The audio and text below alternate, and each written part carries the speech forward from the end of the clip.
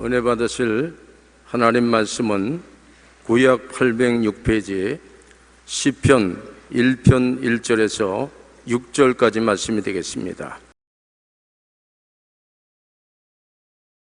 복 있는 사람은 악인들의 꾀를 따르지 아니하며 죄인들의 길에 서지 아니하며 오만한 자들의 자리에 앉지 아니하고 오직 야훼의 율법을 즐거워하여 그의 율법을 주야로 묵상하는도다. 그는 시냇가에 심은 나무가 철을 따라 열매를 맺으며 그 잎사이가 마르지 아니함 같으니 그가 하는 모든 일이 다 형통하리로다. 악인들은 그렇지 아니하며 오직 바람에 나는 겨와 같도다. 그러므로 악인들은 심판을 견디지 못하며 죄인들이 의인들의 모임에 들지 못하리로다. 무릇 의인들의 길은 야훼께서 인정하시나 악인들의 길은 망하리로다. 아멘.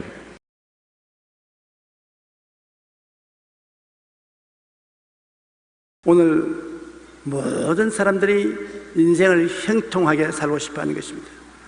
그러나 형통하게 사는 데는 조건이 있습니다. 그래서 시편 1편 1절로 6절에 형통함의 조건에 관해서 여러분과 함께 은혜를 나누고자 합니다. 인간이 하나님 안에서 복을 받기 위해서는 하나님이 지시하는 삶을 살아야 하는 것입니다. 하나님이 원치 않는 삶을 살면 형통할 수가 없습니다. 하나님을 저버리고 인간의 힘으로 살겠다고 선언한 사람은 전국적으로 언제나 망했습니다. 1811년에 피테가 베를린 대학의 초대 총장이 되었을 때 그는 독일 국민에게 고함이라는 연설문을 통해 독일 민족만이 전 인류의 도덕적 개혁에 공헌할 수 있다고 주장을 했습니다. 나치 시대 독일은 맹목적으로 아리안 민족의 우수성을 강조하며 온 유럽을 전쟁의 불도가니로 몰아넣었습니다. 그 결과 독일은 역사의 파도에 침몰하고 마는 것입니다.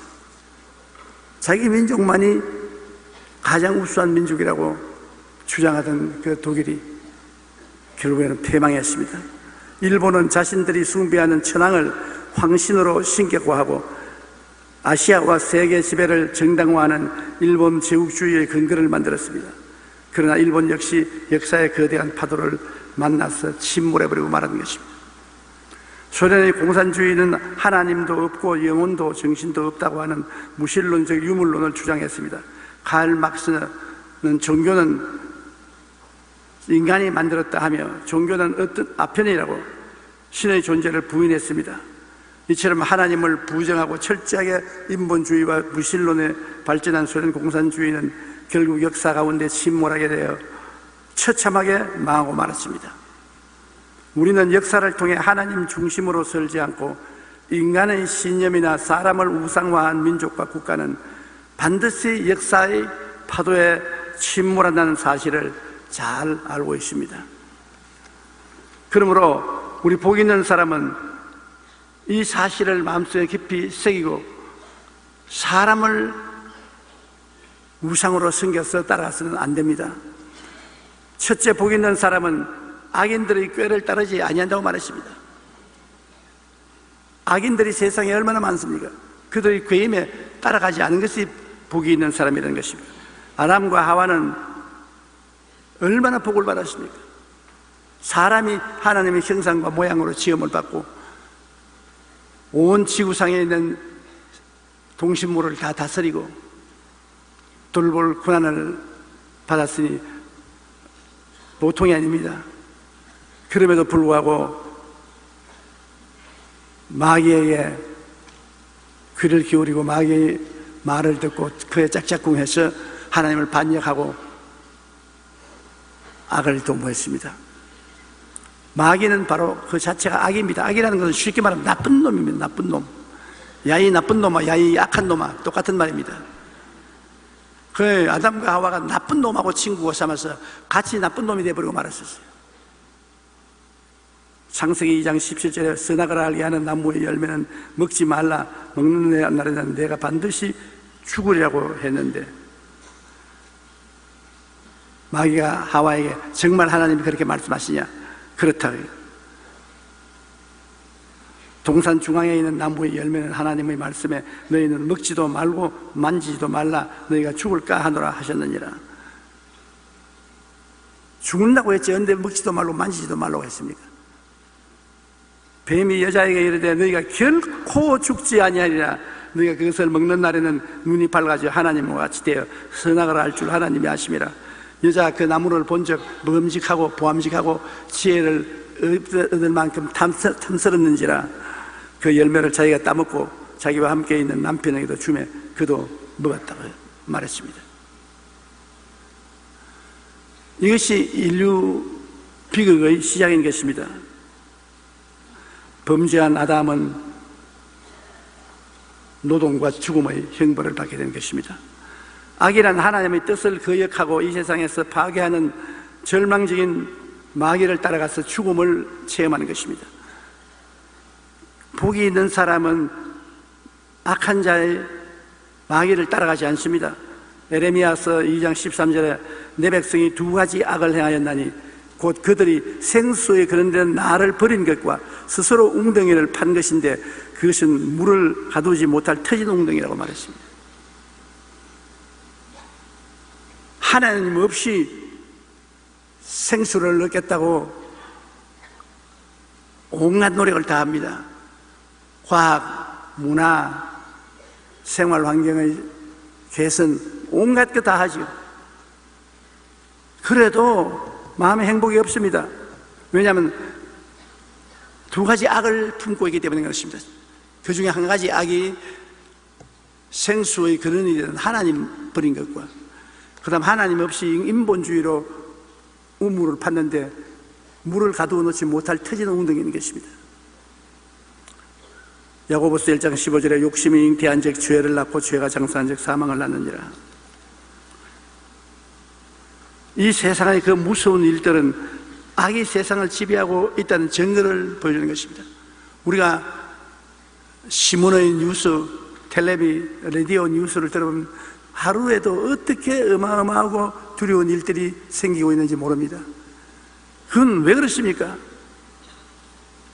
배후에 악의 세력이 조종을 해서 우리 삶을 선하게 만들지 않고 나쁘게 만드는 것입니다. 마귀는 나쁜 마귀, 하나님은 좋은 하나님인 것입니다. 좋은 하나님은 예수 그리스도를 통해서 우리에게 좋은 삶을 주기를 원하고, 나쁜 마귀는 불순종하는 사람들을 통해서 우리의 삶에 나쁜 것을 가져오는 것입니다. 요한일서 5장 19절에 온 세상은 악한 자 안에 처한 것입니다. 요한복음 10장 10절에 도적이 오는 것은 도적질하고 죽이고 멸망시키는 것뿐이다. 그 마귀는 그의 달콤한 소리를 하는 것 같아도 결국 따라가면 우리 삶을 도둑질하는 것입니다. 악한 마음이 있지 않습니까? 마태복음 15장 19절에 마음에서 나오는 것은 악한 생각과 살인과 간음과 음란과 도둑질과 거짓 증언과 비방이라. 악한 마음에 속에서 악한 말이 나옵니다. 선한 마음에는 선한 말이 나오고, 그 사람 굉장히 선한 사람이, 착한 사람이. 왜? 같이 이야기해 보니까 굉장히 말이 선하다, 곱다, 아름답다, 좋다, 선한 사람이다. 그 사람 악한 사람이야. 말이 거칠고 싸나워 아주 나빠, 흉악한 말을 사용해. 속이 악하기 때문에 그것이 악한 말로 나오는 것입니다. 누가복음 6장 45절에 선한 사람 마음에 쌓인 선에서 선을 내고 악한 자는 그 쌓은 악에서 악을 내나니 이는 마음에 가득한 것을 입으로 말함이라. 우리는 여러 가지 일을 감추옵니다. 처음 만나서 사람이 어떠한 사람인지 모릅니다. 그러나 좀 같이 지나면서 생활을 같이 해보면 그 입에서 나오는 말의 열매가, 선한 사람은 좋은 열매를 맺습니다. 그러나 악한 사람은 나쁜 말을 하는 것입니다. 베드로전서 3장 10절로 11절에 그러므로 생명을 사랑하고 좋은 날 보기를 원하는 자는 혀를 금하여 악한 말을 그치며 그 입술로 거짓을 말하지 말고 악에서 떠나 선을 행하고 화평을 구하라. 그것을 따르라고 말하고 있는 것입니다. 초대교회의 교부 크리소스톰은 하나님의 축복을 받은 비결은 바로 말에 있다고 말하는 것입니다. 그 입으로 악한 말을 하지 말고 축복의 말을 하라고 강조했습니다. 말은 우리 눈에 안 보이지만은 나가서 운명과 환경을 변화시키는 굉장한 일을 하는 것입니다. 그 말이 무슨 효과가 있다고 그렇게 말 조심하라고. 말은 나가서 그에 해당하는 변화를 가져오기 때문인 것입니다. 미국의 사상가 에머슨은 천사의 말을 하면 천사가 찾아오지만 악마의 말을 하면 악마가 찾아온다고 말하는 것입니다. 천사 같은 말을 하면 그 말이 나가서 환경을 천사처럼 만들어요. 그러나 악한 말을 하면 루시퍼 같이 악한 환경을 만들어요. 미국의 성공학자 데일 카네기는 그 사람이 성공할 사람인지 실패한 사람인지는 그 사람이 말하는 것을 들어보면 알 수 있다고 말하는 것입니다. 성공한 사람은 언제나 긍정적이고 적극적이고 창조적이고 희망적인 말을 합니다. 그러나 실패하는 사람은 언제나 패배하고 좌절하고 절망하고 망하는 이야기를 하는 것입니다. 쉬지 않고 늘 원망불평 탄식을 말하는 것입니다. 복 있는 사람은 먼저 그 마음에 하나님의 뜻을 따르기 때문에 늘 축복의 말, 긍정적이고 희망찬 말을 합니다. 그러나 악인은 그 마음이 악한 생각들로 가득하여서 악한 말과 악한 행위가 따르게 되는 것입니다. 그러므로 우리는 우리 말과 행위에 굉장히 조심해야 됩니다. 에베소 5장 5절로 9절에 너희도 정녕 이것을 알거니와 음행하는 자나 더러운 자나 탐하는 자나 우상 숭배자는 다 그리스도와 하나님의 나라에서 기업을 얻지 못하리니 누구든지 헛된 말로 너희를 속이지 못하게 하라. 이로 말미암아 하나님의 진노가 불순종의 아들들에게 임하나니 그러므로 그들과 함께 하는 자가 되지 말라. 너희가 전에는 어두움이더니 이제는 주 안에서 빛이라. 빛의 자녀들처럼 행하라. 빛의 열매는 모든 착함과 의로움과 진실함에 있나니라고 말한 것입니다. 그러므로 복이 있는 사람은 악한 자들의 꾀를 쫓지 않습니다. 악한 자들이 온갖 꾀를 내어서 환경을 도둑질하고 죽이고 멸망시키더라도 복 있는 사람은 그 말을 들어보고 그 사람의 행동의 열매를 보고 그 생활을 보고 악한 자를 따라가지 않습니다. 누구도 분별하지 않고 그냥 막 따라 나섰다가는 큰일 나는 것입니다. 그러므로 나쁜 악한 사람을 따라가지 말고 친구로 삼지 말고 좋고 착한 성도와 가까이 지내고 친구로 지내면 복이 따르는 것입니다. 복이 있는 사람은 둘째로 죄인의 길에 서지 아니합니다. 죄라는 것은 율법이 주어졌는데 그것을 어길 때 죄가 되는 것입니다. 죄는 율법이 있어야 나타나는 것입니다. 로마서 5장 13절에 죄가 율법이 있기 전에는 세상에 있었으나 율법이 없었을 때는 죄를 죄로 여기지 아니하느니라. 율법이 없는데 무슨 죄를 지었습니까? 그러나 율법이 들어오면 그것을 어기면 죄가 되는 것입니다. 죄인의 길에 선다는 것은 한 가지 죄를 자꾸 계속해서 짓는 것을 말하는 것입니다. 겨울철에 보리밭이나 밀밭을 가로질러 길을 만드는 사람들이 많습니다.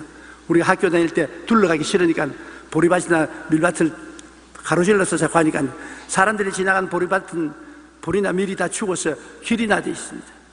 그 보리밭 주인이 몽둥이를 들고 구석에 기다렸다가 우리가 보리밭을 지나가면 일어나 너무 자식들 너희들 때문에 보리농사 다 버리고 따라오고 달아났던 기억이 납니다. 우리의 죄도 그와 같습니다. 죄를 안 짓는 사람은 없지만은 죄는 지었으면 빨리 회개해야 돼요. 그 죄를 반복해서 계속하면 길이 돼버리고 마는 것입니다. 반질반질해지는 것입니다.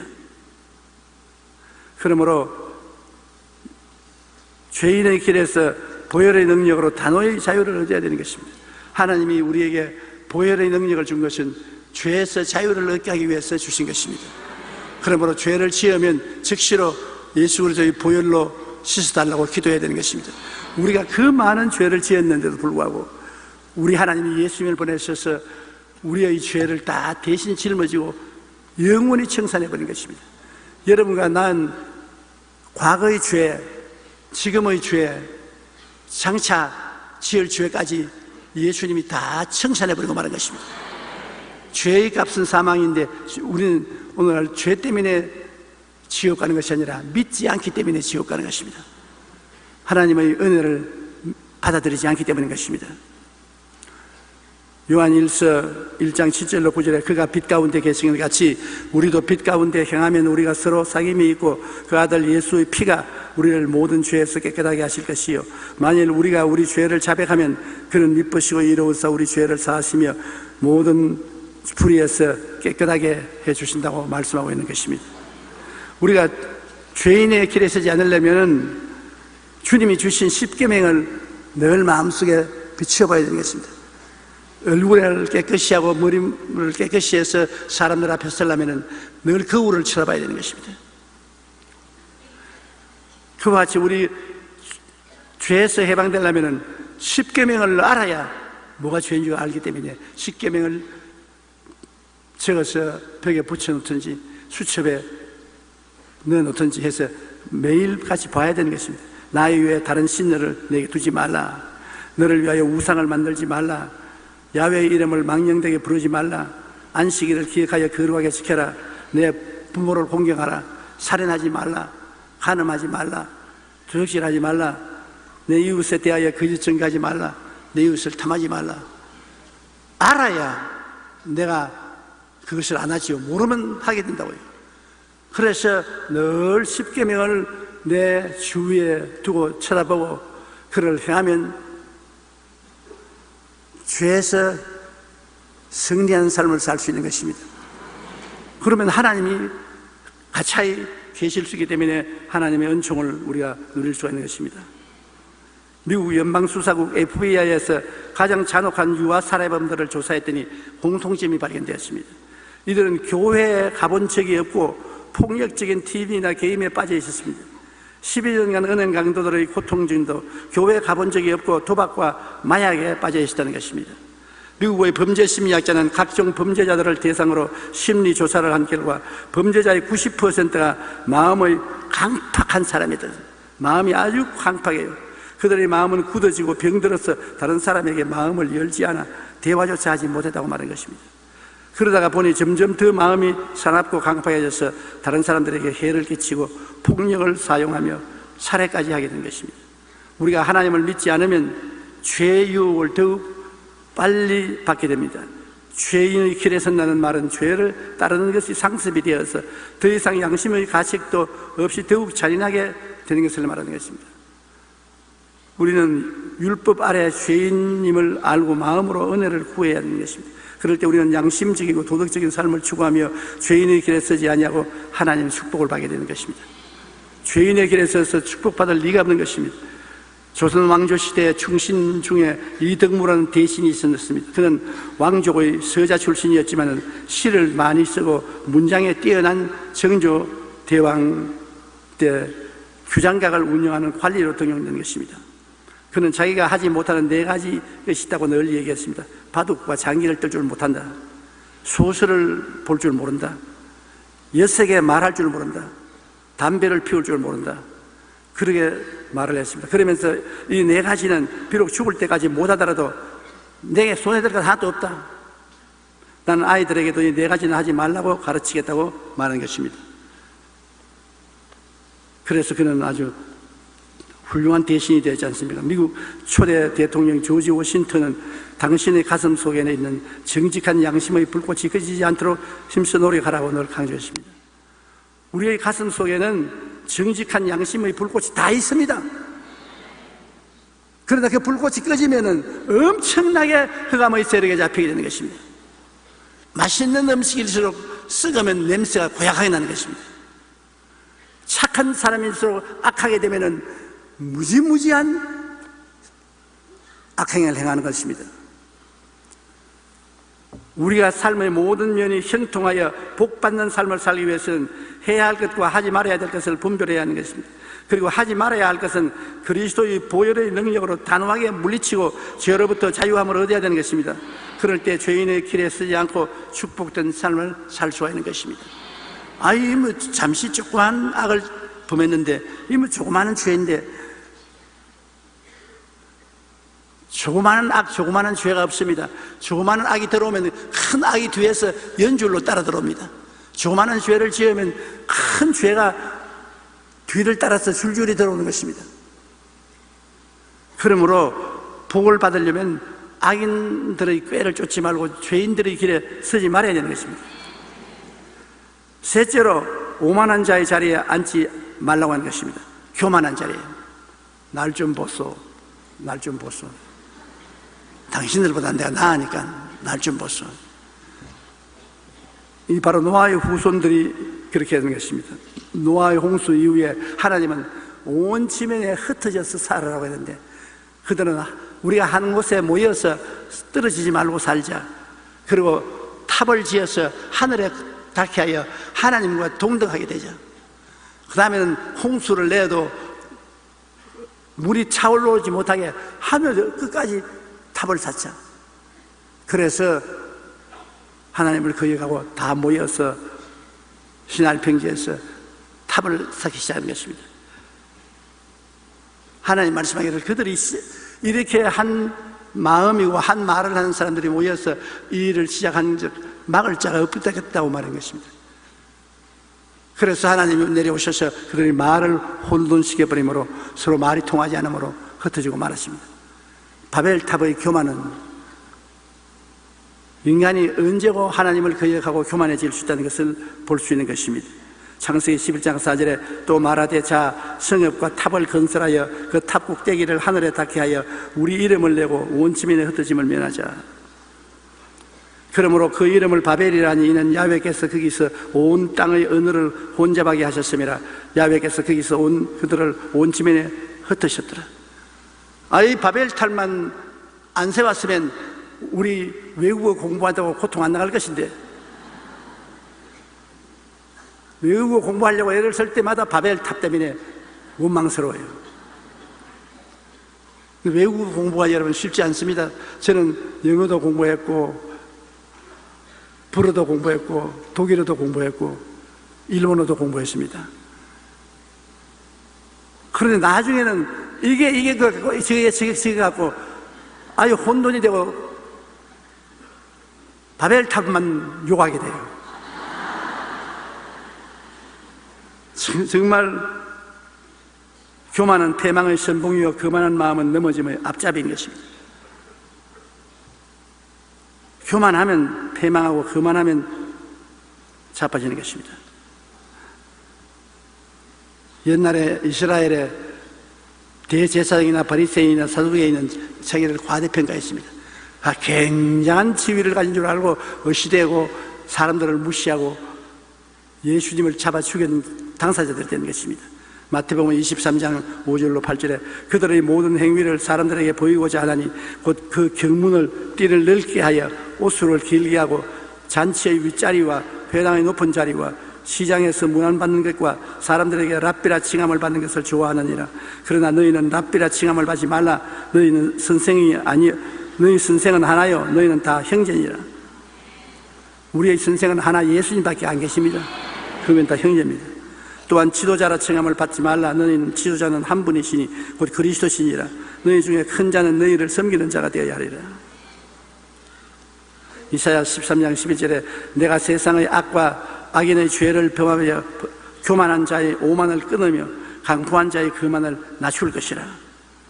베드로전서 5장 5절 6절에 하나님은 교만한 자를 대적하시되 겸손한 자들에게 은혜를 주시느니라. 그러므로 하나님의 능하신 손 아래서 겸손하라. 때가 되면 너희를 높이시리라. 하나님은 교만한 자를 사용하지 않습니다.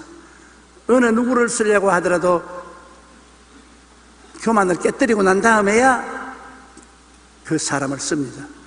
그렇기 때문에 구약에도 보면 하나님이 사용한 사람들이 고난을 많이 겪었습니다. 요나도 물고기 뱃속에 들어가서 죽을 고비를 겪겠습니다. 그걸 통해서 교만이 깨는 것입니다. 모세도 광야에서 40년 동안 방황하며 목동으로서 그 교만이 다 깨어졌습니다. 전부 여지없어 손들고 옵니다. 교만이 깨어지고 손들고 오는 사람을 주님이 사용하시는 것입니다. 하나님은 교만을 굉장히 미워하시는 것입니다. 나폴레옹이 러시아를 정복하기로 계획했을 때 충성스러운 장군이 그를 찾아와 이렇게 말했습니다. 카카, 부탁드립니다. 이번 러시아 원정을 취소하시옵소서. 카카께서는 지금까지 수많은 나라를 정복하셨습니다. 그것만으로 충분하지 않습니까? 러시아 정복을 그만하소서. 나폴레옹은 그의 충고를 듣지 않았습니다. 장군은 마지막으로 한 번 더 간청하면서 아무리 사람이 이 일을 계획해도 그 일을 성취시키는 분은 하나님이 하십니다. 그러므로 이번엔 러시아 원정은 하나님 뜻이 아닙니다. 취소하십시오. 이 말을 들은 나폴레옹은 크게 화를 내면서 이렇게 소리를 질렀습니다.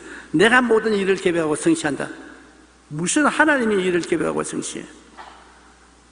그리고 오만하게 러시아 원정을 출발했습니다. 그러나 그 결국 러시아 원정에서 실패하고 패망하여 나폴레옹은 망하고 마는 것입니다.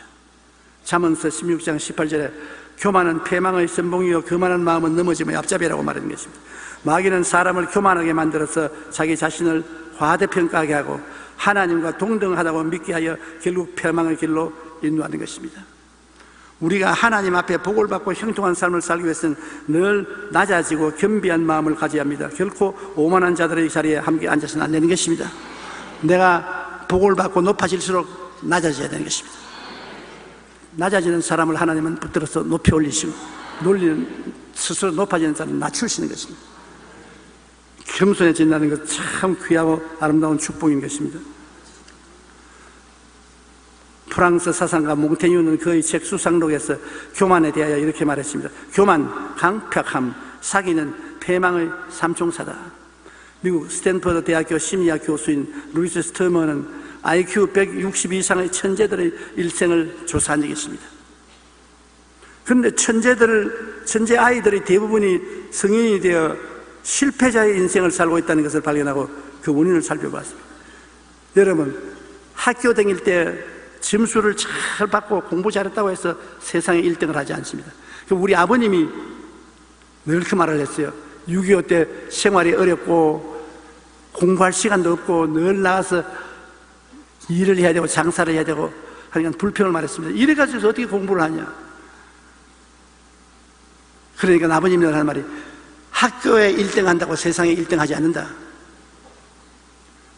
사람이 되어야지 머리만 좋다고 1등 하는 줄 아냐. 그래서 나는 그 말을 듣고 자기가 못 나누니까 저는 변명을 한다. 제가 아주 고약한 마음을 가졌습니다. 아버지 말만 하면 대항을 해, 속으로. 겉으로 말 못해도 속으로 대항을 해요.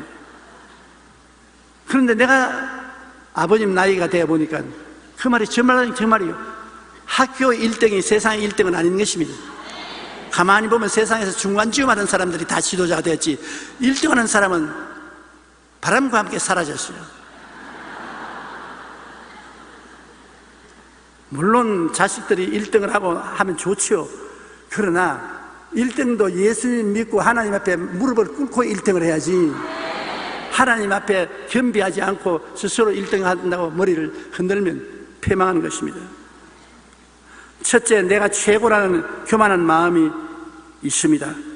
1등을 한 사람은 나는 최고다 이런 교만은 이고, 둘째, 교만으로 마음이 강팍해져서 다른 사람의 말을 듣지 않습니다. 다른 사람이 충고라도 안 들어요. 보통 남편들은 아내의 말을 잘 듣습니다. 그것도 아내가 말을 잘해요. 여러 가지 일에 대해서 간섭을 많이 합니다. 어떤 때는 마음이 화가 나고 고약해도 잘못하면 밥 못 얻어먹을까 싶어서 말 안 합니다. 고개 끄덕끄덕 하는 것은 꼭 동의하면서 끄덕끄덕 하는 건 아닙니다. 속으로 반대해도 평안하려고 그렇게 하는 것입니다. 그러나 많은 일을 지나고 보면 아내가 하는 말을 들었을 때 실패 안 한 것을 기억할 수 있습니다. 자기가 잘났다고 생각하는 사람은 아내가 무슨 말하면 학교에서 1등도 못한 지꼬라스에 무슨 남을 충고를 해. 웃기는 소리 하지 마라. 남은 충고를 안 들어요. 그러니까 이 사람은 결코 성공하지 못합니다. 이 세상의 일이라는 것이 많은 사람이 서로 지혜를 합쳐서 서로 충고하고 충고를 받고 해서 성공하는 것입니다. 훌륭한 정치가, 훌륭한 대통령도 나라를 잘 다스리려면 밑에 부리는 신하들의 말을 잘 들어야 돼요. 자기만 지혜하지 말고 다 말을 듣고 그 다음엔 종합해서 결정을 내려야 되는 것입니다. 셋째로 고집불통에 대해 무모하게 행동하다가 결국 실패하는 것입니다. 저희가 천재니까 고집불통입니다. 천재는 되게 고집불통입니다. 내가 어떤 사람이다, 내가 학생 시절에 어떻게 했는데, 그러면 삭수가 놀았습니다.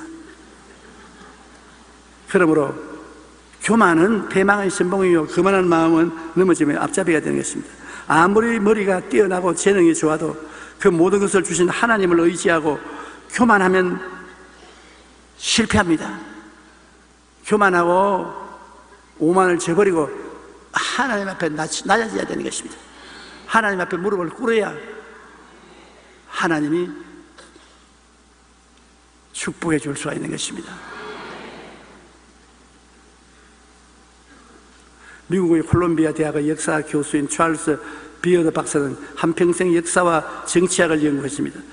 한 기자가 그에게 이런 질문을 했습니다. 박사님은 한평생 역사 연구를 하신데 거기서 얻은 결론이 뭡니까? 인간 세상이 얻었다고 생각합니까? 찰스 비어드 박사는 이렇게 대답했습니다. 개인이나 국가나 욕망과 교만이 날뛰면 결국 멸망한다는 사실이 내가 역사의 교훈에서 배웠습니다. 두려운 말입니다. 한 개인이나 국가가 전부 탐욕을 가지고 날뛰면 부정을 하지 않습니까? 그리고 교만해야 날뛰면 분쟁을 하지 않습니까? 우리 보고 하는 말 같아요.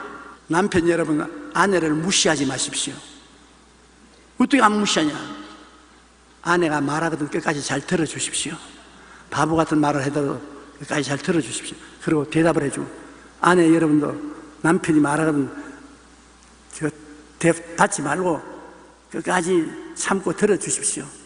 사람이 인정을 받는다는 것이 굉장히 용기와 힘이 되고, 무시당하는 것은 굉장한 모욕감을 느끼게 되는 것입니다. 그 다음에 넷째로 우리가 하나님께 복받기 위해서는 야훼의 율법을 즐거워하라 하는 것입니다. 여러분, 야훼의 율법이라니까 우리 인상의 법률책을 생각하므로 인상이 나쁩니다. 유대인들은 성경을 율법이라고 그랬습니다. 성경이라고 했으면 좋았겠는데 성경을 율법이라고 그랬어요.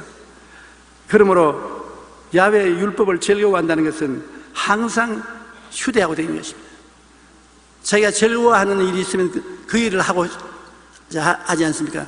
요새 어린아이들은 컴퓨터 게임에 완전히 중독이 되지 않습니까? 즐거워하니까. 무엇이 즐거워하는 것과 같이 있고 그것을 하기를 원합니다. 그러면 우리 예수 믿고 성공하는 사람은 이 말씀을 늘 휴대하고 말씀과 같이 해야 되는 것입니다. 신명기 17장 19절에 보면 평생에 자기 옆에 두고 읽어 그의 하나님 야훼를 경외하기를 배우며 이 율법의 모든 말과 이 규례를 지켜 행할 것이라. 평생에 내 곁에 두고 읽고 묵상하고 그 기록한 대로 행하려고 노력을 하는 것입니다. 시편 119편 105절에 주의 말씀은 내 발의 등이요 내 길의 빛이다. 그러면 말씀이 우리에게 주는 지혜와 총명과 모략과 재능이 우리의 등이 되고 빛이 되고 우리를 성공시켜 주는 것입니다. 항상 휴대해야 되는 것입니다. 찰스 1세의 폭정으로 고통받고 있던 영국을 구원한 크롬웰은 언제나 하나님의 편에서 일하는 사람이 되어라고 기도하는 일과 성경 읽는 것을 게을리해서는 안 된다고 말하는 어머니의 가르침을 잊지 말았습니다. 어머니가 자기 아들인 크롬웰에게 기도하고 성경 읽는 것을 등한하지 마라. 어디 가든지 성경책은 포켓에 넣어야 되니라. 그래서 전쟁터에 나갈 때도 늘 기도하고 조그마한 포켓 성경을 포켓에 넣어서 나갔습니다. 그런데 어느 날 그는 가슴에 총탄을 맞고 말에서 떨어졌습니다. 한참 전쟁이 불붙는데 총탄이 맞아 떨어집니다. 그 보좌관을 보고 이제 나 죽네, 잘 있게. 그런데 안 죽어요. 가슴에 피가 솟구치 오를 줄 알았는데 피가 솟구치 안 올라요. 그래서 이상하다고 가슴에 손을 넣어보니까 총탄이 성경에 맞아가지고 있어요. 성경이 반 뚫어지고 총탄을 막아버렸어요. 성경 덕분에 살았어요. 이건 실제로 일어난 일이겠지만 영적으로도 말씀이 우리에게 총탄을 막아주는 방패가 되는 것입니다. 말씀과 함께 의지하는 그는 마침내 전쟁을 승리로 이끌고 나라를 오늘날까지 영국인의 존경을 받는 나라로 공화국으로 만들었던 것입니다. 우리가 무엇 하든지 어디에 있든지 하나님과 함께 할 때는 형통한 삶을 살지만 하나님을 떠나서는 어떤 수고도 헛될 뿐인 것입니다. 그러므로 말씀을 늘 같이 하라는 것입니다. 영국의 존 웨슬리는 모든 축복 중에 제일은 하나님과 함께하는 축복이라고 말했습니다. 하나님이 같이 계시는 것이 제일 큰 축복이지요. 하나님이 함께 계시면 하나님이 가만 계시는 하나님입니다. 하나님은 좋은 하나님인 것입니다. 그냥 들어와 오시면 자꾸 좋은 일을 하지 가만히 있지 못합니다. 하나님은 항상 좋은 일을 자꾸 해요. 하나님과 같이 있는 것이 제일 큰 축복이죠.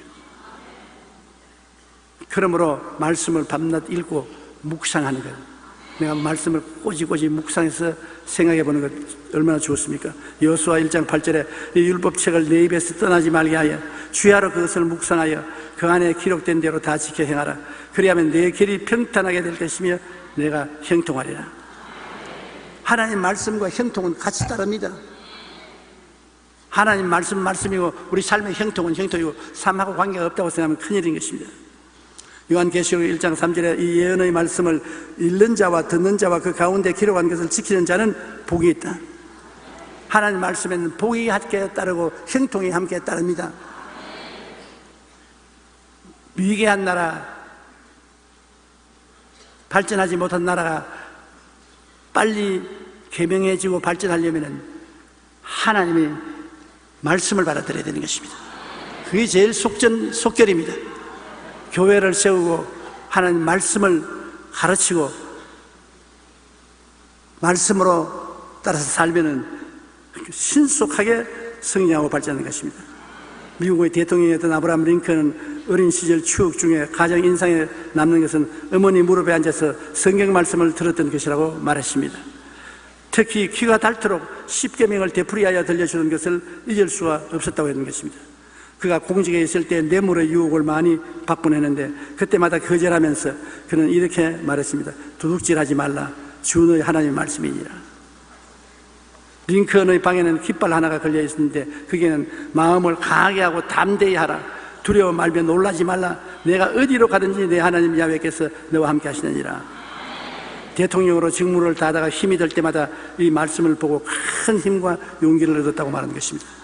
우리가 범사에 형통한 삶을 살기 위해서는 무엇보다도 늘 말씀 가운데 서야 하는 것입니다. 말씀이 바로 형통인 것입니다. 인류 역사상 전성기를 누렸던 나라와 민족을 보면 그들은 철저히 하나님을 중심으로 했을 때 놀라운 축복을 받고 영향력을 발휘했던 것을 알 수 있습니다. 독일은 마르틴 루터가 종교개혁을 일으킨 후 말씀 중심으로 살면서 엄청나게 번창하고 세계에 영향력을 미친 나라가 되었습니다. 그러나 그 후 독일 민족을 우상화하고 하나님 중심의 삶을 저버린 피테 같은 사람의 가르침을 받은 독일 국민은 하나님 중심으로 사는 삶을 저버리고 파멸하고 마는 것입니다. 스위스는 작은 산악국가에 불과했지만 칼빈에 의해 개신교가 뿌리를 내린 후에 잘 사는 나라가 되어 오늘날 세계가 부러워하는 나라가 되어 있습니다. 저는 스위스에 가서 제일 놀란 것은 평지가 없어요. 전부 산이에요. 그곳에 들어가서 잘 살 수가 없어요. 완전히 산악지대에 있는 것입니다. 그런데도 세계 1등 국가로 사는 것입니다. 칼빈이 바로 스위스 사람인 것입니다. 기독교 개혁운동을 일으켰고 온 국민 전체가 주님을 잘 믿는 나라가 되자 그렇게 축복을 받는 것입니다. 덴마크도 마찬가지입니다. 덴마크는 오스트리아와 트루시아의 전쟁에서 참패하여 기름진 땅을 빼앗겨 처참한 처지에 있게 되는 것입니다. 그때 절망하고 허덕이는 국민들을 향해서 그룬투비 목사가 일어나서 사명운동을 하기 시작했습니다. 하나님을 사랑하자, 이웃을 사랑하자, 자연을 사랑하자. 그룬투비 사명운동을 통해서 온 덴마크의 학교에 말씀을 가르치고 하나님을 섬기는 것을 가르치겠습니다. 그 결과 100년이 못되어 덴마크는 이 세상에서 가장 우수한 농업국가가 되고 가장 잘 사는 나라 중에 하나가 된 것입니다. 해가 지지 않는 나라로 전 세계에 장악하는 시절에 영국은 말씀으로 나라를 통치하던 빅토리아 여왕 시대였습니다. 여왕은 늘 성경을 옆에 두고 생활하며 성경을 읽고 묵상하고 하나님을 찬양했습니다. 그 결로 조그마한 영국이 식민지를 가지고 있는 나라가 되어서 영국의 땅에는 해가 지지 않는다고 말하는 것입니다. 미국은 우리가 너무나 잘 알고 있듯이 신앙을 위해 신대륙으로 건너와 제일 먼저 교회를 세우고 하나님을 중심으로 한 나라를 세운 순례자들에 의해서 된 나라인 것입니다. 그리고 온 세계에 복음을 나누고 선교사를 파송했습니다. 오늘날 미국은 세계 역사상 가장 강력한 나라로 성장했습니다. 사람들이 말하기를 얼마 있지 않냐면 중국이 미국의 경제를 앞질 것이라고 그 인간적으로 계산해서 그렇게 말하는 것입니다. 중국이 미국처럼 교회를 마음대로 세우는 것을 허락해주고 선교사가 마음대로 갔다 왔다 할 수 있는 나라로 만들어주면 그렇게 될 수 있는 것입니다. 지금도 엄청난 핍박을 가하고 있는 중국 정부, 그 정부 하에서 절대로 미국을 이기지 못합니다. 미국도 많이 타락했고 이방신이 많이 들어왔지만 그래도 미국은 하나님을 중심으로 씁니다. 오늘날도 1년에 한 번씩 대통령이 기도의 날을 정해서 온 국민에게 선포하고 온 국민이 기도합니다. 바로 5월 기도의 날에 미 8군 사령부에는 기도의 날 설교자로 제가 가서 설교하게 되어 있는 것입니다.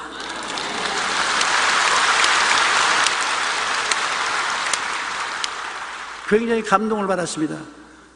왜냐하면 대통령이 이 나라는 우리 민족을 위한 기도의 날이라고 생각하고 모든 공무원들이 다 모여서 기도한다.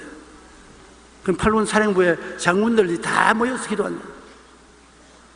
그러니 하나님이 복을 줄 수밖에 없지요. 개인도 국가도 모든 일에 형통하여 잘 살기 위해서는 먼저 그릇이 준비해야 되는 것입니다. 악인의 꾀를 쫓지 말고 죄인의 길에 서지 말고 오만한 자의 자리에 앉지 말고 하나님의 말씀을 사랑하여 주야로 묵상하는 사람이 되어야 되는 것입니다. 우리의 삶이 형통하기 위해서는 그릇이 준비해야 되는 것입니다. 거지도 그릇이 있어야 얻어먹는다고 아무것도 없이 빈손들로 밥 좀 주이소 얻어먹을 수 없어요. 다윗은 지극히 형통한 이스라엘 왕이 되었습니다.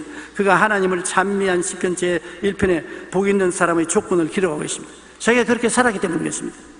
시냇가에 심은 나무가 철을 따라 열매를 맺으며 그 잎사귀가 마르지 아니함같이 하는 일마다 하나님이 같이 계시면 형통하게 되는 것을 말합니다.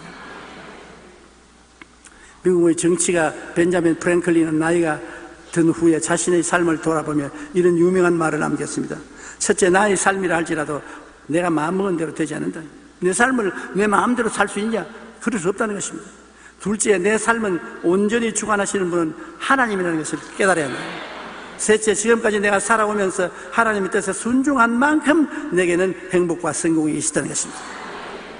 미국의 오랄 로버트 목사님은 저하고 아주 가까운 친구 목사님이었는데 최근에 천당 갔습니다만 하나님의 축복을 받기 위해서는 먼저 축복받을 만한 그릇이 되어야 한다. 자기 삶이 하나님을 모실 만한 그런 삶이 되어야 된다는 것입니다. 형통하여 축복받는 삶을 살기 위해서는 먼저 축복의 그릇을 잘 준비해야 합니다. 하나님의 뜻을 따라 하나님이 기뻐하시는 삶을 살 때 우리는 시냇가에 심은 나무가 시절을 쫓아 열매를 맺으며 그 잎사귀가 마르지 아니함 같으니 그 행사가 다 형통하리로다. 하나님은 우리가 형통하기를 원하십니다. 형통해야 주는 사업에 많은 물질을 기여할 수 있는 것입니다. 헐벗고 굶주리고 가난한 사람을 도와줄 수 있는 것입니다. 저 땅 끝까지 그리스도의 복음을 전할 수 있는 것입니다. 하나님은 우리가 모든 일에 항상 모든 것이 넉넉하여 모든 착한 일을 넘치게 하기를 원하시는 것입니다. 그러므로 우리가 하나님 앞에 그릇만 준비하면 어떠한 환경에도 하나님은 우리를 버리지 않고 우리와 같이 해주시는 것입니다. 복 있는 사람은 악한 자의 꾀를 쫓지 아니하고 죄인의 길에 서지 아니하며 오만한 자의 자리에 앉지 않고 하나님의 율법을 즐거워하여 그 율법을 주야로 묵상하는 자들. 어렵지 않습니다. 누구든지 그렇게 될 수 있습니다. 내 마음에 결심을 하면 하나님이 길을 여십니다.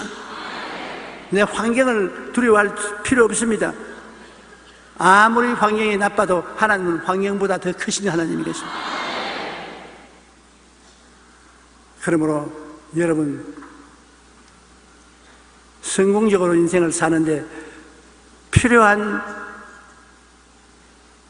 이 조건을 여러분 반드시 실천하십시오.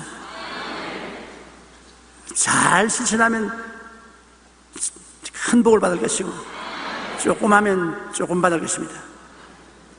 하나님은 구말리 멀리 장치에 있지 않습니다. 여러분 곁에 계십니다. 우리 곁에 있어요. 그러므로 우리가 속으로 하는 기도도 듣고 하시지요. 은하표 별 저 건너편에 계시면 우리가 속삭이는 말을 누가 듣겠습니까? 하나님은 항상 우리와 같이 계세요. 그러므로 하나님께서 여러분을 기쁘게 여기사 큰 복을 주게 되시기를 주님 이름으로 축원합니다. 기도드리겠습니다.